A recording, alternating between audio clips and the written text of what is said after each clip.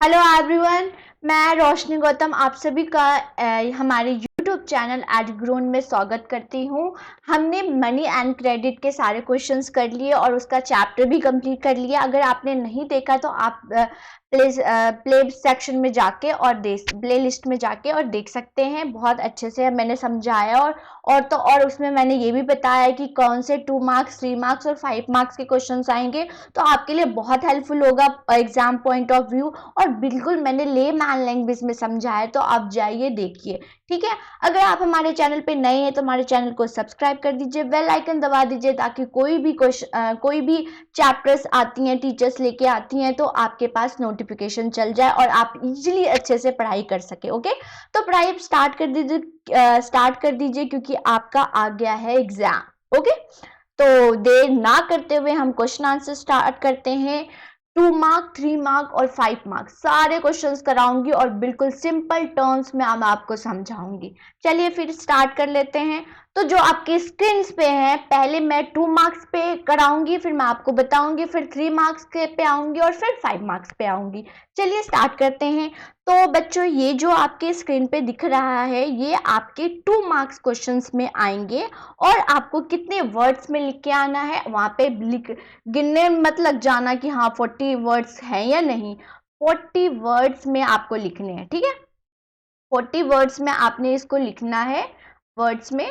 और ये आपके 2 मार्क्स के हैं, ठीक है। जब 2 मार्क वाले खत्म हो जाएंगे फिर मैं आपको बता दूंगी, ठीक है। तो फर्स्ट हमारा क्या है, ग्लोबलाइजेशन। जैसे कि चैप्टर ही बता रहा है कि ग्लोबलाइजेशन बताओ, तो हमें ग्लोबलाइजेशन की मीनिंग तो पता होनी चाहिए। तो एक रिफॉर्म आए हमारे इंडिया में 1991 में, वहां पे GLP आया।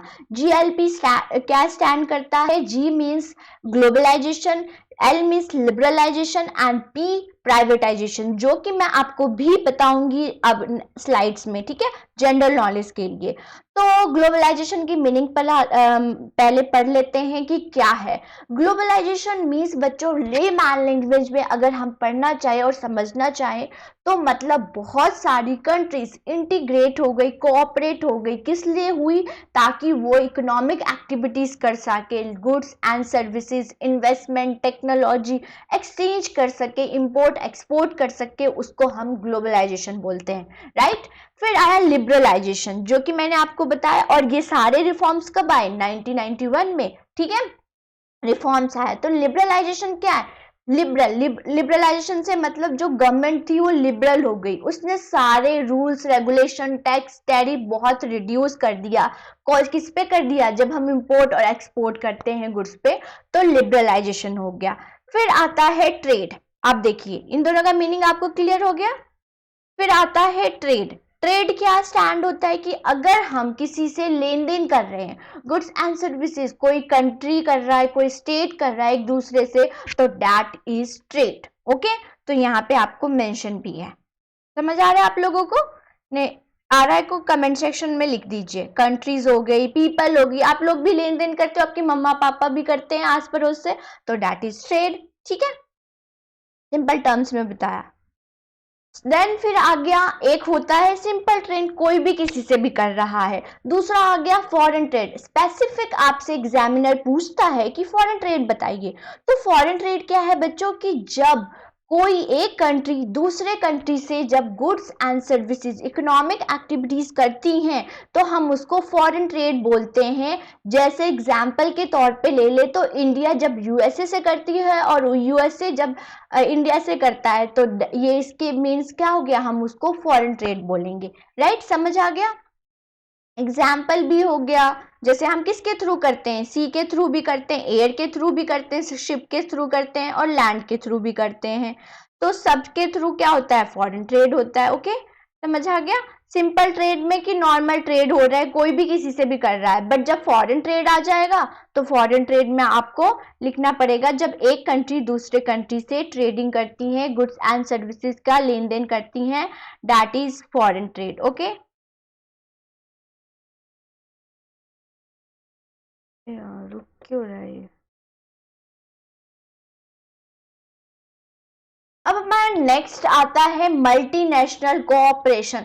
सिंपल लैंग्वेज में आपको बताती हूँ कि जैसे कि एग्जाम्पल के तौर पर ले लीजिए सैमसंग। जब सैमसंग अपनी बिजनेस डिफरेंट स्टेट में, डिफरेंट कंट्रीज में अपना परफॉर्म करता है और उसका जो हेड क्वार्टर होगा वो एक कंट्री में होगा, बट उसकी जो बिजनेस एक्टिविटी होगी वो डिफरेंट स्टेट में होगी, डिफरेंट कंट्रीज में होगी, that is multinational cooperation. Example भी देख लेते हैं, एक बार मीनिंग भी देख लेते हैं। ओके, देखिए, ट्रांजैक्शनल कोऑपरेशन हो गया, कोऑपरेशन दैट रजिस्टर्स। हेडक्वार्टर क्या होता है, एक कंट्री में, और जनरली उसकी जो इकोनॉमिक एक्टिविटी होती हैं वो डिफरेंट कंट्रीज में होती हैं, वो हम उस बिजनेसमैन या वो बिजनेस को हम बोलेंगे मल्टीनेशनल कोऑपरेशन, और शॉर्ट में बोलते हैं एमएनसीज। एमएनसीज में आपने सुना होगा कि एमएनसीज में वर्क कर रहा है, तो जैसे कि एग्जांपल टेक महिंद्रा हो गई, इन्फोसिस हो गई, टाटा मोटर हो गई, जो कि इंडियन एग्जाम्पल हैं, जो ने एमएनसी एज एमएनसी एक्सप्लोर किया उन लोगों ने, तो ये मल्टीनेशनल कंपनीज और एमएनसीज हो गई। चलिए नेक्स्ट में मूव करते हैं। तो फिर आ गया टैरिफ। टैरिफ से क्या समझ आता है कि जो गवर्नमेंट है वो टैक्स लगाती हैं। टैक्स को हम क्या, जब हम इंपोर्टेड गुड्स पे जब टैरिफ लगाते हैं, टैक्स लगाते हैं, तो उसको हम टैरिफ का नाम दे देते हैं, और वो गवर्नमेंट लगाती हैं। क्यों लगाती हैं? ताकि जो डोमेस्टिक प्रोड्यूसर हैं वो प्रोटेक्ट हो पाए, उनसे ज़्यादा कंपटीशन ना हो। अगर देखिए, अगर क्या हो गया, अगर वो टैरिफ नहीं लगाएगी तो क्या होगा कि जो डोमेस्टिक प्रोड्यूसर हैं वो तो 15 रुपए का सामान बेचते हैं, और जो एमएनसीज आ गई, बाहर से कंपनीज आ गई, वो क्या करेंगी, 12 रुपए में लोगों को देंगी। तो लोग क्या, कम पैसे वाले, आप तो ऑब्वियस है कि आप 12 रुपीज में खरीदोगे, आप डोमेस्टिक प्रोड्यूसर का नहीं खरीदोगे। तो क्या करती है जो गवर्नमेंट है वो टैरिफ लगा देती है, जो भी एमएनसीज अपने गुड्स एंड सर्विसेज लेके आती हैं उस पर जो होता है वो टैक्स लगा देती हैं। तो इसका भी सामान, जो एमएनसीज का गुड्स एंड सर्विसेज होगा, उसका भी जो प्राइस होगा वो 15 ही होगा। इससे क्या होता है, जो हमारे डोमेस्टिक प्रोड्यूसर हैं वो प्रोटेक्ट हो जाते हैं, वो उनसे इतने कंपटीशन नहीं हो। तो हेल्दी कंपटीशन होना चाहिए, अनहेल्दी कंपटीशन ना हो कि वो मार्केट से चले ही जाए, राइट। तो जब गवर्नमेंट के द्वारा इंपोर्टेड गुड्स पे टैक्स लगाया जाता है, हम उसको टैरिफ बोलते हैं।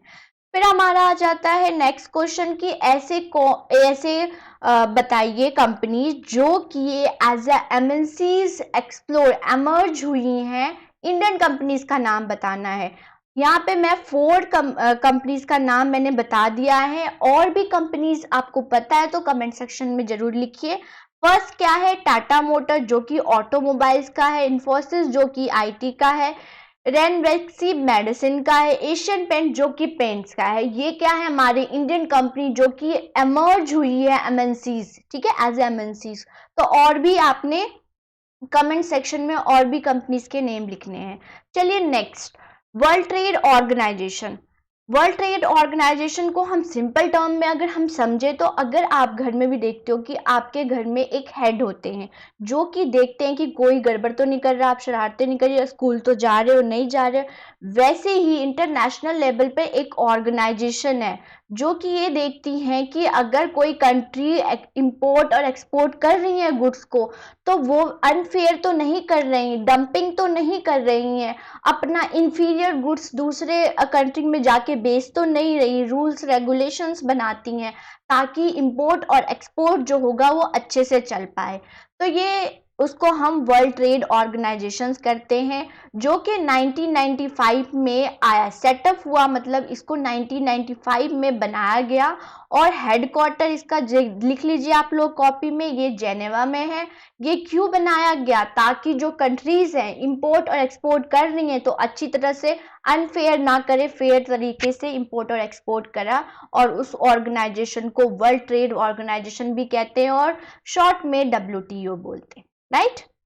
जैसे एमएनसीज बोलते हैं वैसे WTO होता है। स्पेशल इकोनॉमिक जोन क्या है बच्चों, कि एक जोन बना दिया जाता है, जैसे आप फोटो में देख रहे हैं, एक जोन बना दिया जाता है जिसको हम इकोनॉमिक, जो जोन बनाया है इसमें सिर्फ इकोनॉमिक एक्टिविटीज हुई, सिर्फ बिजनेस होगी, और इस जोन में जो गवर्नमेंट्स होती हैं वो लिबरल पॉलिसीज अपनाती हैं। टैक्स कम रहेगी, पॉलिसीज कम होगा, लिबरल चीजें होंगी, रूल्स रेगुलेशंस नहीं होगी, ताकि जो डेवलपमेंट हो सके, ठीक है, डेवलपमेंट हो सके। और हमारा स्पेशल इकोनॉमिक जोन इंडिया में गुजरात में है, राइट।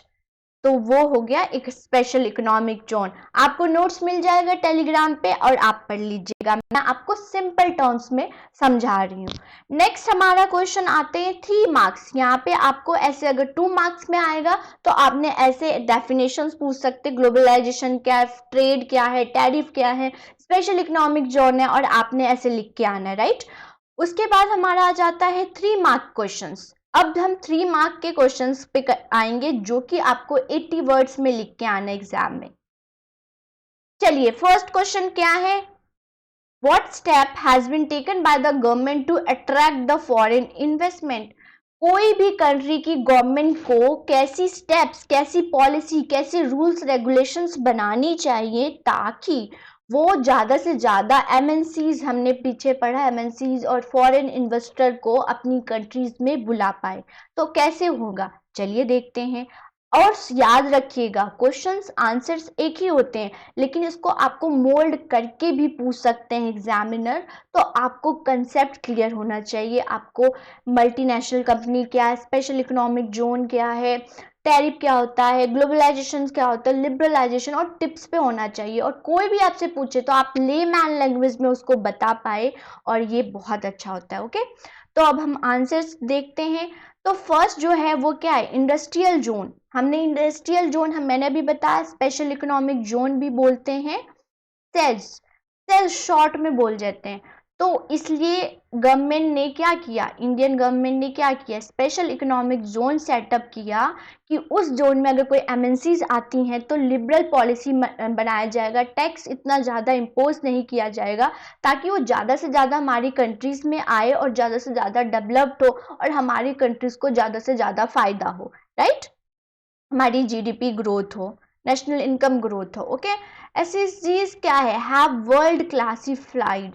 जो सेज है, मैंने अभी बताया स्पेशल इकोनॉमिक जोन, वहाँ पे इलेक्ट्रिसिटी के अच्छे से होता है, वाटर की सप्लाई है, रोड्स अच्छे, बहुत अच्छे रोड्स हैं, ट्रांसपोर्ट, आपको ऐसा लगेगा कि आप फॉरेन में आ गए हो, स्टोरेज फैसिलिटी, तो ये सारे फैसिलिटी होती है स्पेशल इकोनॉमिक जोन में, ठीक है।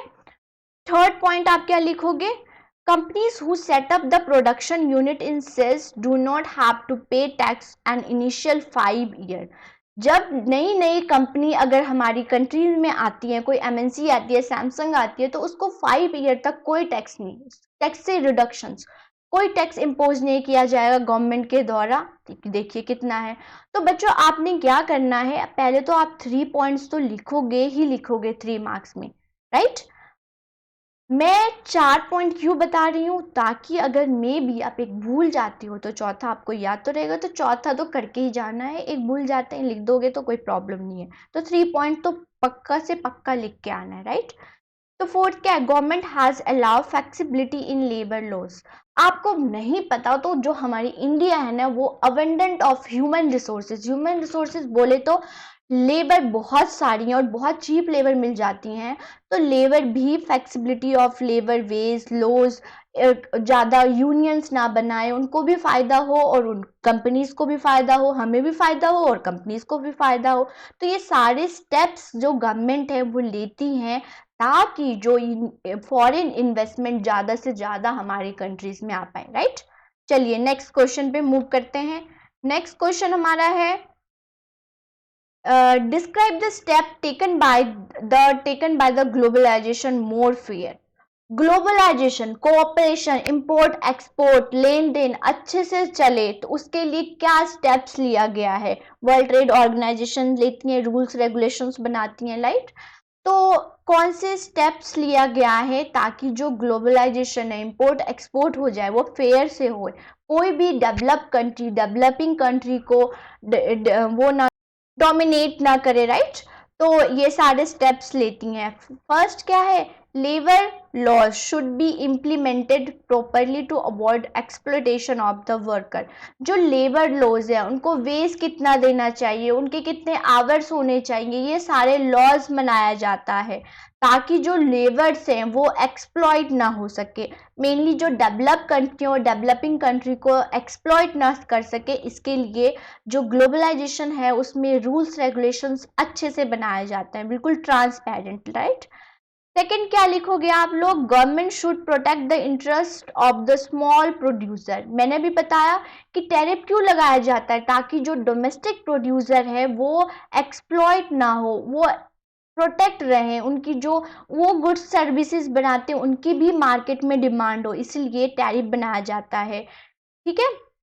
Using the trade investment barrier till they have in position to compete with large, mainly जो डोमेस्टिक जो प्रोड्यूसर है उसको प्रोटेक्ट किया जाए, और इसके लिए प्रोटेक्ट करने के लिए क्या करती है, कुछ रिस्ट्रिक्शंस लगाती हैं गवर्नमेंट, जो कंट्रीज की गवर्नमेंट है वो पॉलिसीज बनाती है, टैरिफ लगा देती हैं, कोटास इम्पोज करती हैं, कोटास क्वांटिटी पे लगता है, जैसे कि आप इतना अमाउंट ही आप इंपोर्ट हमारे कंट्री में इंपोर्ट कर सकते हैं। जब क्वांटिटी के टर्म्स में टैरिफ लगाया जाता है, रिस्ट्रिक्शंस लगाए जाते हैं, उसको हम कोटा बोलते हैं। जब पैसों के मॉनेटरी टर्म्स में लगाया जाता है रिस्ट्रिक्शंस, उसको हम टैरिफ बोलते हैं। तो कोटा और टैरिफ में ये डिफरेंस है, okay. Government should be negotiate at the WTO to fair rules. जो WTO है, वर्ल्ड ट्रेड ऑर्गेनाइजेशन है, वो रूल्स रेगुलेशंस अच्छे, फेयर, ट्रांसपेरेंट लगाए, ये ना कि वो फेवर करे डेवलप कंट्री को और अनफेयर ट्रीटमेंट करे डेवलपिंग कंट्री से, तो ऐसा नहीं होना चाहिए, राइट। जैसे कि मैंने बताया 3 पॉइंट्स आप लिख के आएंगे, 4 पॉइंट मैं एक्स्ट्रा बता रही हूँ, ठीक है। The government should align with other developing country to fight against the domination of developed country। जैसे कि जो डेवलपिंग कंट्री है ना, अगर वो एक्सप्लॉइट करती हैं डेवलपिंग कंट्रीज को, तो डेवलप कंट्री 2-3 ग्रुप बना लेती हैं। अगर डेवलप कंट्री उन पर एक्सप्लॉइट करेंगे तो वो उनके खिलाफ बोल सके, राइट। तो ये सारे अगर स्टेप लेंगे या ये सारे स्टेप्स होंगे तो हमारा जो ग्लोबलाइजेशन है वो अच्छी तरह से चलेगा, लोग अच्छे से इंपोर्ट एक्सपोर्ट करेंगे, अच्छे से कोऑपरेशन होगा, अच्छे से डेवलपमेंट होगी, ओके। तो इसमें आपने 3 पॉइंट्स ऐसे लिख के आना है। नेक्स्ट क्वेश्चन पे मूव करते हैं, ये हमने कर लिया है, नेक्स्ट क्वेश्चन पे मूव करते हैं। चलिए, तो नेक्स्ट क्वेश्चन पढ़ लीजिए, describe the impact of globalization on Indian economy.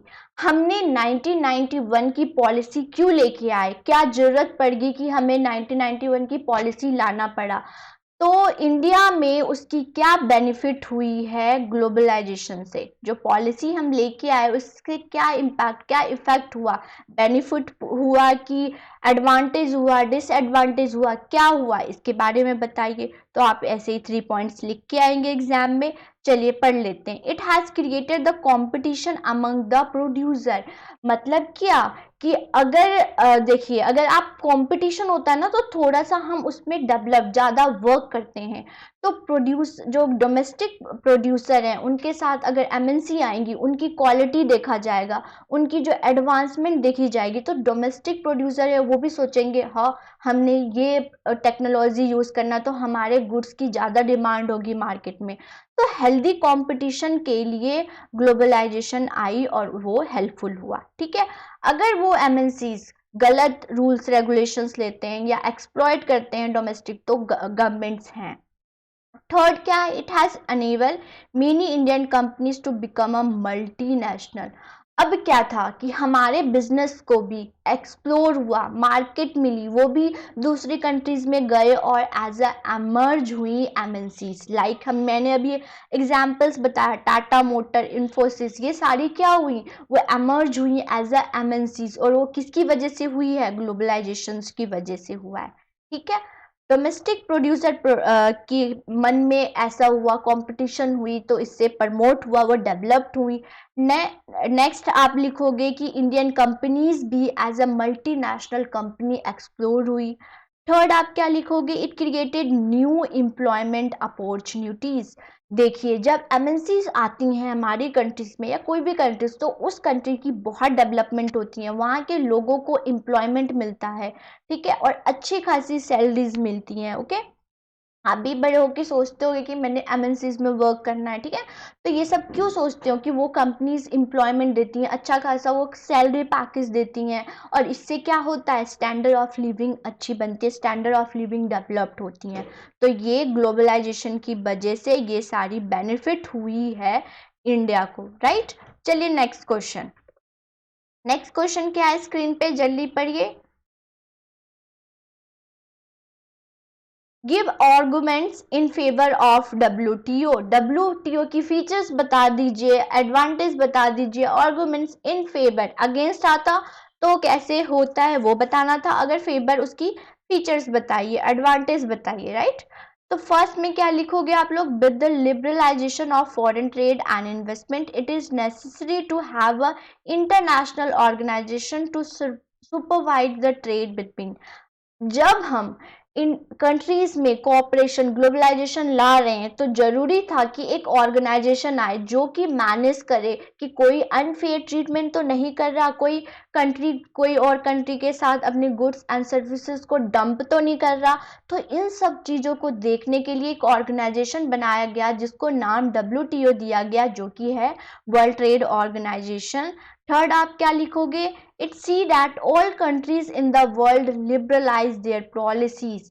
जब इंपोर्ट और एक्सपोर्ट करेंगे तो एक मिनिमम टैरिफ, एक मिनिमम टैक्स लगाया जाए, ये नहीं कि बहुत ज़्यादा से ज़्यादा टैक्स लगाया जाए रेवेन्यू जनरेट करने के लिए। तो एक फेयर पॉलिसीज बनाया जाए गवर्नमेंट के द्वारा, वो कौन देखता है, डब्ल्यूटीओ देखता है, राइट।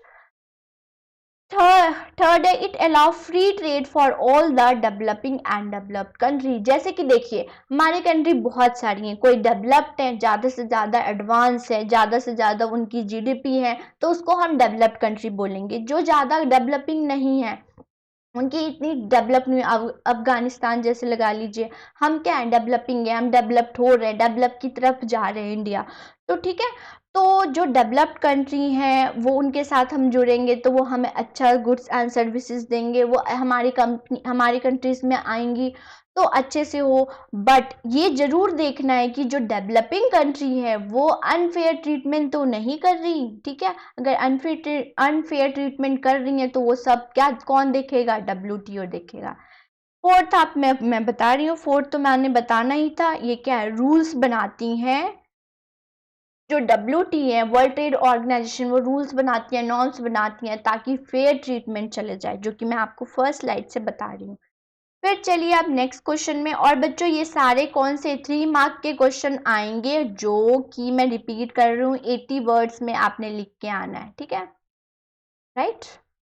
चलिए, describe any 5 factor that promote the multinational MNCs to set up their production unit in a particular place. ऐसे फैक्टर्स बताइए जो कि एमएनसीज होगी वो अपने प्रोडक्शन, जो अपने बिजनेस एक पर्टिकुलर एरिया में स्टैब्लिश करेंगी, वो फैक्टर्स बताइए। जैसे कि क्या होना चाहिए, एमएनसीज कहाँ पे आएंगी, जहाँ पे क्लोज मार्केट होगा, जहाँ पे गुड्स की सप्लाई डिमांड होगी उस मार्केट में होगा, क्लोज मार्केट होगा, वहाँ पे एमएनसीज आएंगी। Where the skill and skill labour at low cost, जहाँ पे लेबर्स, जहाँ पे ह्यूमन रिसोर्सेज लो कॉस्ट पे मिल जाए, ताकि उनको जो उनका जो कॉस्ट है, टोटल कॉस्ट, प्रोडक्शन कॉस्ट, वो ज़्यादा से ज़्यादा ना हो, ठीक है, राइट। फिर क्या है, फेवरेबल गवर्नमेंट पॉलिसी, और ये तो मस्ट होना चाहिए, जो गवर्नमेंट की पॉलिसीज है, रूल्स एंड रेगुलेशंस, वो फेयर होनी चाहिए, ठीक है, ज़्यादा से ज़्यादा रूल्स रिस्ट्रिक्शंस नहीं होनी चाहिए, वहाँ पे नहीं आएंगी। यहाँ पे 5 की जगह वो 3 भी पूछ सकते हैं, ठीक है, तो ये आप ध्यान रखिएगा। और इतने इंटेलिजेंट बच्चे आप लोग, आप अपने ऐसे देखते कि क्वेश्चन में क्या मेंशन हो रहा है, ठीक है, तो ये सब स्मार्ट बनना है आपने, ठीक है। फिर क्या है, अदर फैक्टर जैसे रॉ मटेरियल्स अवेलेबल हो, ज़्यादा दूरी पे ना हो, ज़्यादा दूरी पे होगी तो उनकी कॉस्ट इंक्रीज हो जाएगी। वाटर सप्लाई हो, इलेक्ट्रिसिटी हो, जैसे कि हमने स्पेशल इकोनॉमिक जोन में पढ़ा था, ट्रांसपोर्ट फैसिलिटी हो, right. They are the standard safety measure assure the productions. ठीक है, प्रोडक्शन की एश्योरिटी हो, सेफ्टी हो, वहां पे एमएनसी ज्यादा से ज्यादा आना चाहेंगे। चलिए देखते हैं। अब नेक्स्ट क्वेश्चन करते हैं। ये क्वेश्चन नंबर्स गलत है तो इस नंबर पे ध्यान मत दीजिएगा आप लोग। Technology as stimulate the globalization process, support the statement with example। मैं आपको ऐसे ही बता रही हूँ, जब आपको पीडीएफ मिलेगा आप पढ़ लीजिएगा। तो कौन कौन सी टेक्नोलॉजी आई, जैसे कि ट्रांसपोर्टेशन आने की बात हुआ क्या कि लोग इजीली अपने goods and services import export कर पाई अच्छे से, ज़्यादा उनको कॉस्ट बियर नहीं करना पड़ता। जैसे फिर आई पाइपिंग हुई, तो ऑयल्स आपने सुना होगा, जो ऑयल से वो एक कंट्री से दूसरे कंट्रीज में इजीली चला जाता है। तो इन सब की वजह से, जैसे कि ट्रांसपोर्टेशन की वजह से, जैसे कि आप यहाँ पे देखिए, यहाँ पे ग्लोबलाइजेशन, टेलीकम्युनिकेशन लाइक क्या, कंप्यूटर हो गया, इंटरनेट हो गया, ईमेल हो गया, वॉइस मेल हो गया, इन सब की वजह, टेक्नोलॉजी की एडवांसमेंट की वजह से तो क्या हुआ, ग्लोबलाइजेशन प्रोसेस, ग्लोबलाइजेशन ज़्यादा से ज़्यादा एक्सप्लोर हुई और ज़्यादा से ज़्यादा इंक्रीज हुई। ठीक है, तो ये सब आप देख लीजिएगा। टेक्नोलॉजी टेक्नोलॉजी में शिपिंग हो गई, ठीक है, एयर वाटर शिपिंग हो गई, पाइप्स हो गई, ये सारी गई, तो इन सब चीज़ों से इंक्रीज हुआ। टेलीकम्युनिकेशंस कैसे है मैंने आपको बताया, तो हमने एग्जाम्पल्स भी लिख के आए, अगर वो एग्जाम्पल्स पूछते हैं ना बच्चों, तो एग्जाम्पल्स भी आप लिख के आओगे, और फिर हमने स्टेटमेंट एग्जाम्पल के थ्रू इस स्टेटमेंट को डिस्क्राइब किया। राइट, चलिए, ये आपको 3 मार्क्स चल रहा है। अब हमें से बताना, इसमें देखिए क्वेश्चंस बहुत सारा है, तो आपको मतलब मैनिपुलेट कर करके क्वेश्चंस पूछ सकते हैं, तो आप क्वेश्चंस पढ़ के अच्छे से आंसर्स देखना है। तो features of special economics zone बताना है कि स्पेशल इकोनॉमिक जोन की फीचर्स क्या होंगी। तो चलिए पढ़ते हैं। The company who set up the production unit in this area are exempted from the paying the tax for initial 5 period. अगर कोई कंपनीज लाइक क्या हो गया, सैमसंग, इन्फोसिस हो गया, टाटा मोटर हो गया, कोई भी कंट्री में जाके अपनी बिजनेस को एक्सप्लोर करना चाहता है, तो वो क्या होगा, वो 5 ईयर तक कोई टैक्स पे नहीं करेगा गवर्नमेंट को। राइट, फिर क्या है, this area provide best infrastructure. मैंने बताया कि ये जब एरिया बिल्कुल वर्ल्ड क्लास एरिया लगता है, जैसे लगता है कि आप फॉरेन अहमदाबाद में जाओगे जो कि गुजरात में है, वहाँ पे जो रोड्स हैं, वाटर हैं, ट्रांसपोर्ट, कम्युनिकेशंस, मार्केट, वो बहुत वर्ल्ड क्लास है। तो स्पेशल इकोनॉमिक जोन के ये फीचर्स हैं। ठीक है, आप ऐसे लिख के आना। समझ आ रहा है आप लोगों को? चलिए नेक्स्ट क्वेश्चन पे मूव करते हैं। तो बच्चों यहाँ पे हमारे 3 मार्क क्वेश्चंस हमने कंप्लीट कर लिया। ठीक है, आपने 3 मार्क्स, फिर से रिपीट कर रही हूँ, 3 मार्क के क्वेश्चन में आप 80 वर्ड्स लिख के आओगे। और अब हम मूव करते हैं 5 मार्क क्वेश्चंस में। चलिए थके तो नहीं आप लोग? चलिए स्टार्ट करते हैं 5 मार्क क्वेश्चंस।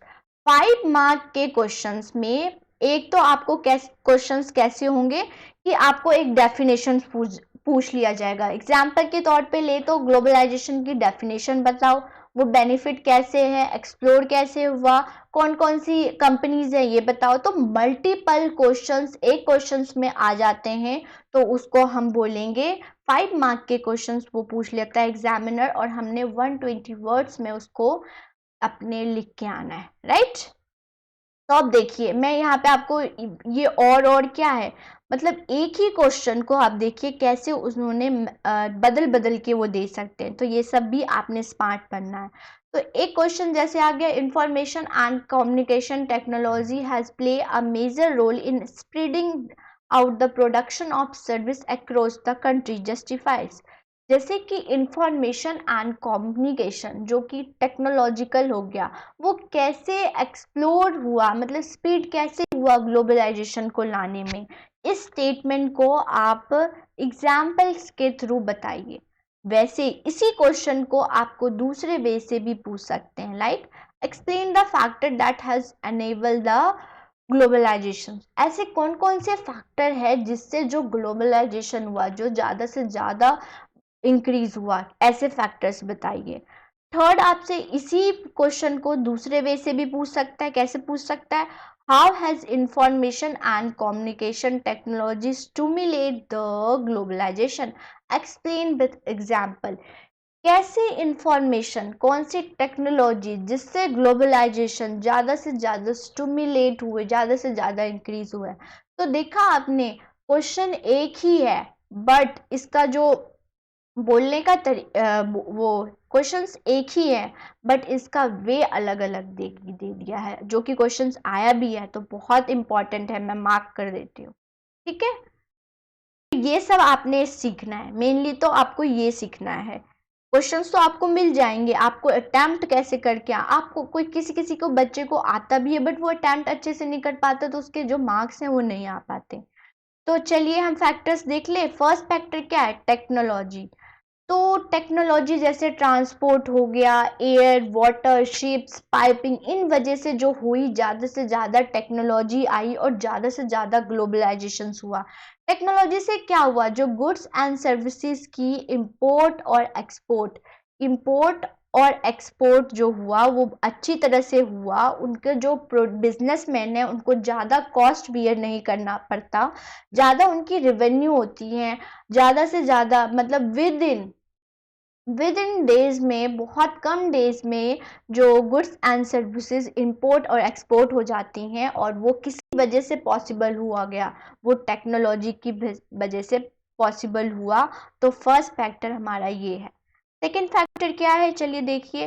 टेक्नोलॉजी में हमने देखा कि ज़्यादा से ज़्यादा रोड्स बनी, ट्रांसपोर्टेशन, शिपिंग, पाइपिंग, एयरवेज, ये सब की वजह से जो थी ग्लोबलाइजेशन ज़्यादा से ज़्यादा स्टिमुलेट हुई। ओके, तो थर्ड हमारा, सेकंड हमारा कौन सा फैक्टर है, इंफॉर्मेशन टेक्नोलॉजी। इंफॉर्मेशन में कौन कौन से आएंगे देख लीजिए, ये भी हैं, ये डिफरेंस भी आप देख लीजिए। टेक्नोलॉजी में हमारा आ गया रेलवे, प्लान्स, ट्रक्स, शिप्स, देख रहे हैं आप, ये हो गया। इंफॉर्मेशन टेक्नोलॉजी में हमारा आ गया, जैसे हो गया टेलीग्राम, मोबाइल फोन, फैक्स, ये सारे इंफॉर्मेशन, कंप्यूटर की कोई भी चीज हो गई। ठीक है, कम्युनिकेशन सर्विसेज, इसकी वजह से जो हुआ, अच्छे से इजी से कम्युनिकेट कर पाते हैं। पहले लेटर में लिख के देते थे और वो पता नहीं कितने दिन में जाके जाता था, और इससे बहुत सारे गैप्स पड़ जाते थे, कम्युनिकेशन गैप पड़ जाता था। लेकिन जो सैटेलाइट कम्युनिकेशन हुआ, आप देखते हो जो मैप में यहाँ से वहाँ चले जाते हो कितनी, ये सब क्या है, इंफॉर्मेशन टेक्नोलॉजी हुआ। और ये किसकी वजह से हुआ, कि टेक्नोलॉजी की वजह से ग्लोबलाइजेशन ज़्यादा से ज़्यादा स्टिमुलेट हुई, राइट। इंटरनेट, इंटरनेट की वजह से हुआ, सेंड इंस्टेंट, आप एक बार एक क्लिक करते हो और दूसरे उसके पास चला जाता है जब आप जीमेल करते हो, ये सब की वजह से, टेक्नोलॉजी की वजह से। ठीक है ना, न्यू मैगजीन्स, अगर हम लंदन में कर रहे हैं, कोई मैगजीन्स लंदन में लिख रहे हैं, उसको हम प्रिंट दिल्ली में कर सकते हैं। तो ये सब किसकी वजह से हुआ, टेक्नोलॉजी की वजह से।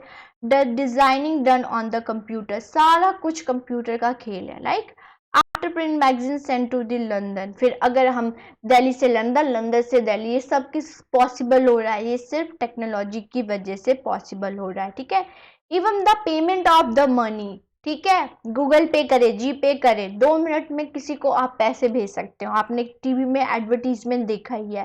तो ये सब किसकी वजह से हो रहा है, टेक्नोलॉजी की वजह से। और टेक्नोलॉजी की वजह से जो हमारा है वो ग्लोबलाइजेशन स्टिमुलेट हो रहा है, राइट। अब हमारा थर्ड फैक्टर क्या है बच्चों, चलिए देखिए। थर्ड फैक्टर, आप इंडिविजुअल एक लाइन में लिख के आना, ठीक है। Liberalization of foreign trade and foreign investment, इसको मैं आगे डेफिनेशंस बताऊंगी कि फॉरेन ट्रेड और फॉरेन इन्वेस्टमेंट में क्या डिफरेंट है मेनली। ठीक है, तो जो लिबरल गवर्नमेंट की जो पॉलिसी थी, टैरिफ, रूल्स, रेगुलेशन, टैक्सेस, वो लिबरल हो गया। पहले बहुत रिस्ट्रिक्शंस था, कोटा रिस्ट्रिक्शंस, टैरिफ रिस्ट्रिक्शंस, इसकी वजह से इंपोर्ट और एक्सपोर्ट में बहुत सारी प्रॉब्लम्स आती थी, लोग इंपोर्ट और एक्सपोर्ट नहीं करते हैं। तभी हमारे इंडिया में 1991 में जो ये रिफॉर्म्स लाया गया, हमारी जो इकोनॉमी थी बहुत डाउन चला गया था।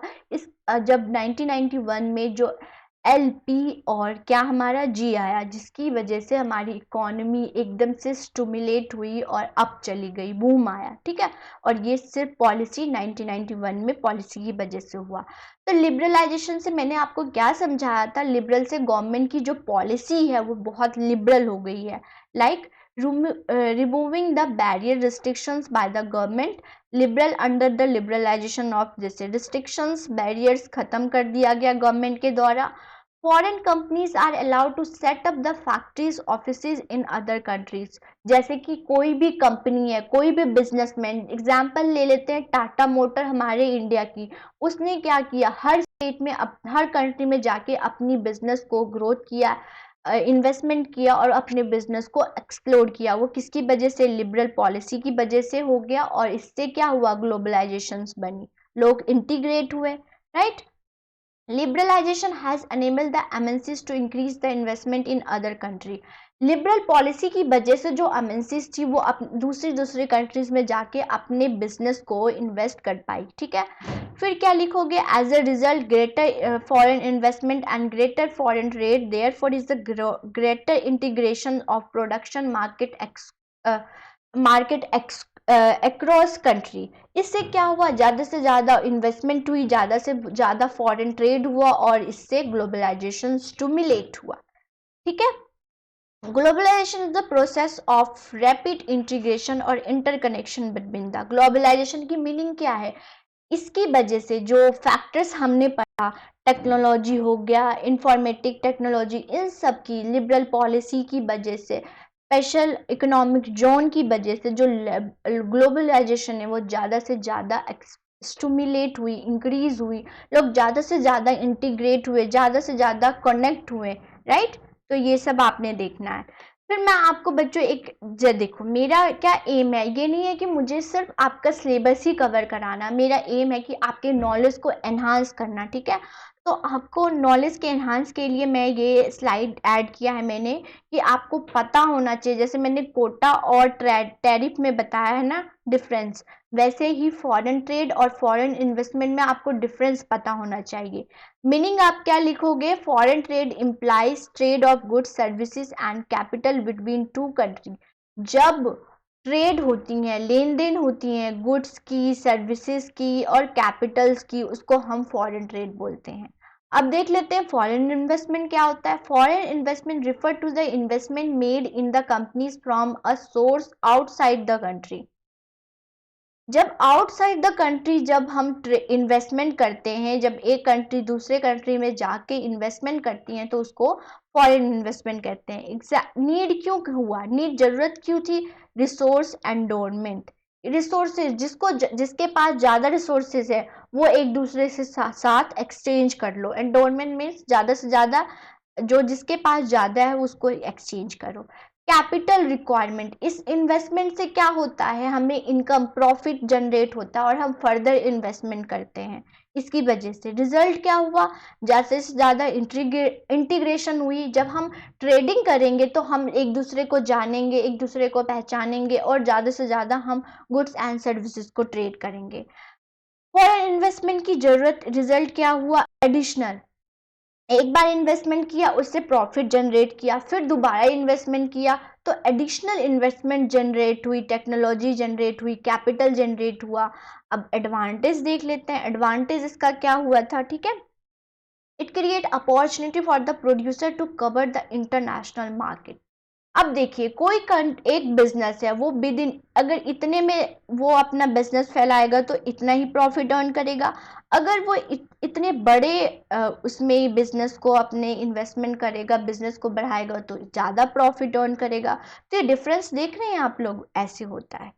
It bring long term capital to the economy, investment से ज़्यादा कैपिटल जनरेट होती है, कैपिटल अर्न होती है, प्रॉफिट अर्न करते हैं और इससे हमारी जो जीडीपी है वो इंक्रीज होती है, हमारी जो इकोनॉमी है लॉन्ग टर्म तक के लिए डेवलप्ड होता है, राइट।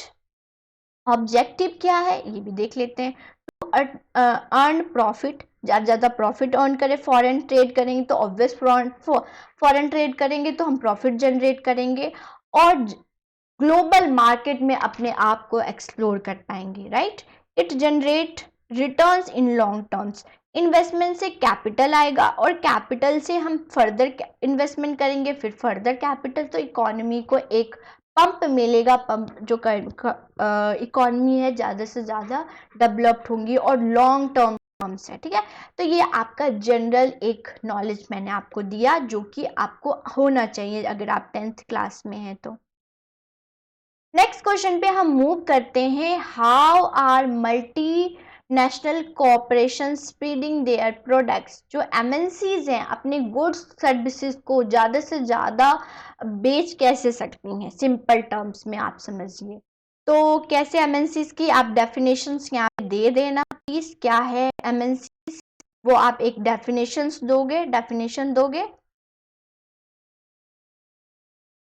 उसके बाद आपने क्या लिखना है, by buying the local companies then expanding the production. For example, a very large companies MNCs Cargill, Ford example के purchase a small Indian company Farak Food.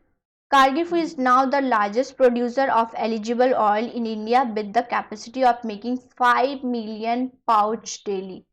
देखिए एमएनसी से क्या हुआ, वो कैसे अपने प्रोडक्ट्स को एक्सपेंड किया कि एक जो कारगिल फूड है, आपने नाम सुना होगा, वो पहले क्या पराग फूड था।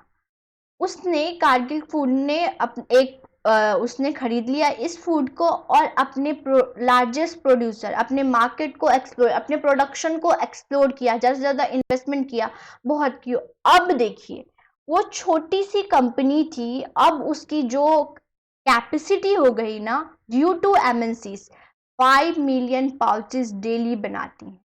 तो इससे क्या हुआ, एमएनसी की वजह से एक छोटी सी कंपनी को बड़ा बनाया गया और उसकी जो प्रोडक्टिविटी थी वो बहुत इंक्रीज हुआ, उसका production large scale, small scale से लार्ज स्केल हो गया। और एक एग्जाम्पल था अमेरिकन एमएनसीज थी जो कि पराग फूड्स को खरीद के उसने अपने प्रोडक्शन को इंक्रीज कर दिया, ठीक है। थर्ड क्या है, इसमें आप 5 पॉइंट्स लिख के आएंगे, 5 mark means 5 points, okay. First point आप एग्जाम्पल ये दे देंगे, सेकेंड आप क्या लिखेंगे, देखिए देख लेते हैं। By placing the order for production with the small producer, garments, footwear, sports item are example where production is carried out by the small producer for the large MNC around the world। देखिए जो MNCs होती हैं उनका जो business होता है वो large scale पे होता है, ठीक है। अब ये क्या करती हैं कि छोटे छोटे जो कंपनी बिजनेसमैन होते हैं ना, बिल्कुल छोटे छोटे कितने होंगे, इनसे रॉ मटेरियल्स खरीद के और एक चीज को, एक प्रोडक्ट्स को बना के और लार्ज नंबर पर वो सेल करती हैं। तो बेनिफिट इनको भी हो रहा है, बेनिफिट इनको भी हो रहा है, आप देख रहे हैं। थर्ड आप क्या लिखोगे, एग्जाम्पल्स लिख के आना बच्चों, देख लो मैं आपको पीडीएफ दे दूंगी, एग्जाम्पल्स ऐसे मार्क करके आना है। मैं एग्जाम्पल्स देते हैं ना तो एग्जामिनर पे बहुत अच्छा इम्पैक्ट पड़ता है। फिर क्या है, by producing jointly the some of the local companies it benefit the local company in 2 way. अब क्या होता है कि जो एक लोकल कंपनीज होंगी जो कंट्रीज के विद इन में होती हैं और छोटे पे होती हैं, तो ज्वाइंट कर लेती हैं एमएनसी से और इसकी वजह से उनकी भी जनरेट होती हैं। जैसे कि क्या है, MNC can provide money for additional investment. जो लोकल कंपनीज हैं वो अगर एमएनसी से ज्वाइन होती हैं, कोलोबरेट होती हैं, तो वो एडिशनल इनकम जनरेट हो जाएंगी, एडिशनल इनकम देंगी इन्वेस्टमेंट के लिए लोकल मार्केट को, right. MNC bring latest technology for the production. जो एमएनसीज हैं उनके पास टेक्नोलॉजी ज़्यादा है, तो इसकी वजह से क्या है, लोकल डोमेस्टिक जो प्रोड्यूसर हैं वो एक्सपेंड हो रहे हैं, एक्सप्लोर हो रहे हैं। एग्जाम्पल के तौर पे देखते हैं, Ford motor setup a large plant near Chennai. उसने नई जो फोर्ड मोटर है उसने क्या किया, एमएनसीज है, उसने चेन्नई में अपना एक लार्ज प्लांट खोल दिया। Collaboration with what, Mahindra and major Indian manufacturer of jeep and truck, ठीक है। तो देखिए एग्जाम्पल क्या दिया, एक फोर्ड मोटर है जो एमएनसी है, उसने चेन्नई में अपना प्रोडक्शन यूनिट खोला और उससे कोलैबोरेट किससे किया, महिंद्रा से, और उसने उसको भी बेनिफिट हुआ और महिंद्रा को भी बेनिफिट हुआ और फोर्ड मोटर को भी बेनिफिट हुआ। तो ये सारे केस स्टडी में भी आपसे पूछ सकते हैं, ठीक है, तो आपको पता होना चाहिए। ठीक है बच्चों, चलिए नेक्स्ट, समझ आया आप लोगों को। तो ये थे ये सारे एग्जाम्पल्स, और ये ऐसे आपने पॉइंट्स में लिख के आना है कि एमएनसीज कैसे अपने आप को, अपने बिजनेस को स्प्रेड करती हैं और अपने प्रोडक्ट्स को कैसे स्प्रेड करती हैं, और ये आप एग्जाम्पल्स लिख के आओगे। चलिए हम नेक्स्ट क्वेश्चंस भी देख लेते हैं। तो how has globalization benefit India? मैंने आप पहले भी बहुत बताया है कि 1991 में हमारी एक आई LEG, शॉर्ट में भी बोलते हैं, that is liberalisation, privatisation and globalisation.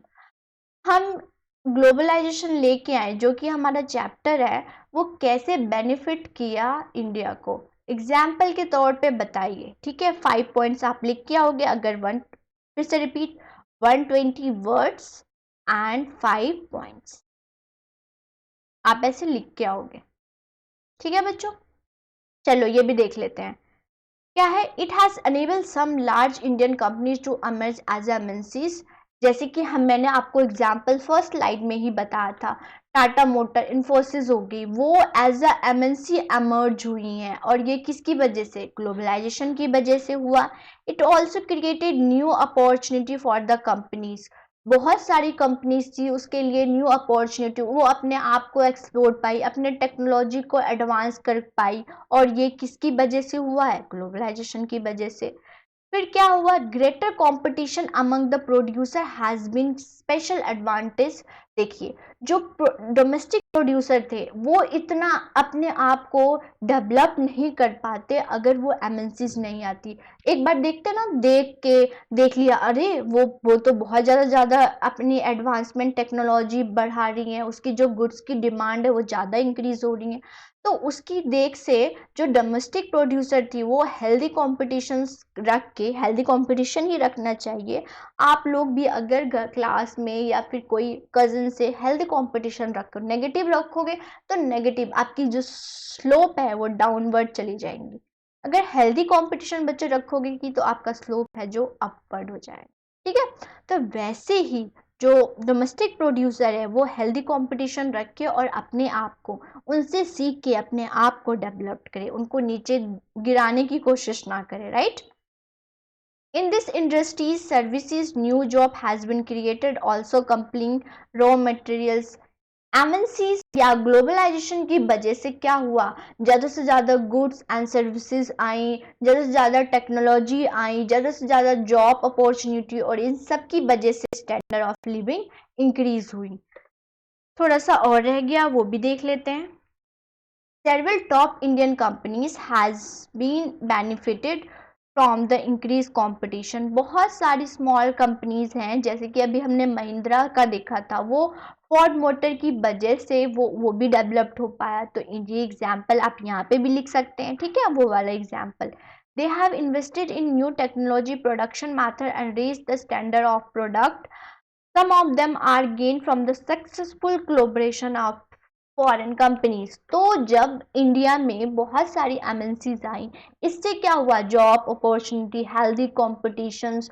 कोई भी कंपनी, छोटी कंपनी थी, वो एमएनसीज के साथ ज्वाइन होके अपने आप को, अपने बिजनेस को प्रमोट किया। इससे उनकी जो हमारे इंडियंस थे उनके स्टैंडर्ड ऑफ लिविंग इंक्रीज हुआ, हमारी इकोनॉमिक में डेवलपमेंट हुआ, और ये सब की वजह से किसकी वजह से हुआ, वो ग्लोबलाइजेशन की वजह से हुआ, और हमारे इंडिया की जो जीडीपी है वो इंक्रीज हुई एकदम से। मैं आपको बता रही हूँ, जो एकदम से जब रिफॉर्म आई 1991 में, तो एकदम से हमारी इकोनॉमी, जैसे आप ये ग्राफ देख रहे हो, यहाँ पे थी, यहाँ थी, और एकदम से पंप हुई, एकदम से स्टिमुलेट हुई, ठीक है, इंक्रीज हुआ हमारा। चलिए एक और क्वेश्चंस देख लेते हैं। इस क्वेश्चन में क्या पूछा है, व्हाट इज द ग्लोबलाइजेशन। ये आपने देखिए, अगर एमएनसी आता है, एमएनसी पूछता तो उसका डेफिनेशन श्योर आपने लिखना है, ठीक है, तो ऐसे लिख के आना है आपने। तो एमएनसीज हो गया, स्पेशल इकोनॉमिक जोन के बारे में, अगर उसके फीचर्स पूछे तो उसकी डेफिनेशन भी जरूर लिखो। ट्रेडिप के बारे पूछा तो टैरिफ की डेफिनेशन जरूर एक लाइन में, जैसे मैंने यहाँ पे दिया है ना, एक लाइन में आप डेफिनेशन जरूर लिखा कीजिए, इससे ना एग्जामिनर पर बहुत अच्छा इम्पैक्ट पड़ता है। तो फर्स्ट आपने ग्लोबलाइजेशन का मीनिंग बताना। देखिए इसमें भी दो क्वेश्चन को मर्ज करके एक क्वेश्चन में पूछ लिया गया है, वैसे ही आपको एग्जामिनेशन में आएगा। Describe the role of multinational cooperation is promoting the globalization process. अब ये है कि ग्लोबलाइजेशन का मीनिंग बताइए, और जैसे कि एमएनसी कैसे हेल्प की है ग्लोबलाइजेशन प्रोसेस, ग्लोबलाइजेशन को इंक्रीज करने में। ये हमने देखिए पहले भी हमने ये क्वेश्चंस कर चुके हैं, बट इसमें क्या हुआ, इसमें जो क्वेश्चन का उन्होंने वे चेंज करके और सेम आंसर आपने उस क्वेश्चन में जो आंसर लिखा वही आंसर आपने ये लिखना है। तो आप डेफिनेशन बता देंगे, उसके बाद ये पॉइंट्स बताएंगे कि कैसे एमएनसीज इंपॉर्टेंट है द ग्लोबलाइजेशन। ठीक है, कैसे कैसे देखते हैं। They serve the agent for superior technology, जो एमएनसीज होती हैं उसकी वजह से ज़्यादा टेक्नोलॉजी, सुपीरियर टेक्नोलॉजी की इंपोर्ट और एक्सपोर्ट होती हैं। इससे क्या होता है, technology, manufacture process improve skill to underdeveloped country, और अंडर डेवलप्ड कंट्री को इससे फायदा होता है। ठीक है, और वो किसकी वजह से, एमएनसीज की वजह से हो रहा है। They help in capital from the country where it is abundant to where it is a scarce. Endowment हमने अभी पढ़ा था, जो चीज किसी कंट्री में ज्यादा है उसको उस कंट्री में एक्सपोर्ट कर दो जिस कंट्रीज में वो गुड्स एंड सर्विसेज कम है। तो अगर कोई कंट्रीज में अवेंडेंट है, ज्यादा है, वो स्केयर कंट्रीज में जिसमें वो चीज कम है उसमें इंपोर्ट और एक्सपोर्ट कर दो। मेनली क्या होता है, कैपिटल यूएसए है, वो इंडिया को बहुत सारी कैपिटल वाली चीजें देती हैं। ठीक है, इलेक्ट्रिक चीजें बहुत हमारी कंट्री इंपोर्ट करती हैं। ठीक है, they help in building up the knowledge base and developing of human resources.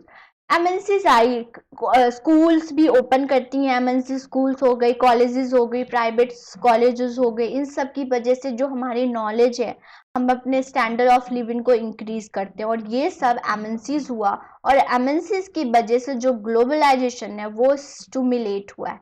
Right, आप देख रहे हैं, they help in creating the large scale employment opportunity. Employment opportunity तो मस्ट, बहुत सारी जॉब क्रिएशन हुई है एमएनसीज की वजह से।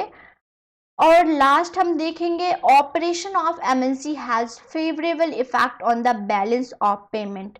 बैलेंस ऑफ पेमेंट क्या होता है कि हम कितना गुड्स और सर्विसेज को इंपोर्ट और एक्सपोर्ट कर रहे हैं, जितनी एक्सपोर्ट कर रहे हैं उतनी इंपोर्ट कर रहे हैं या नहीं।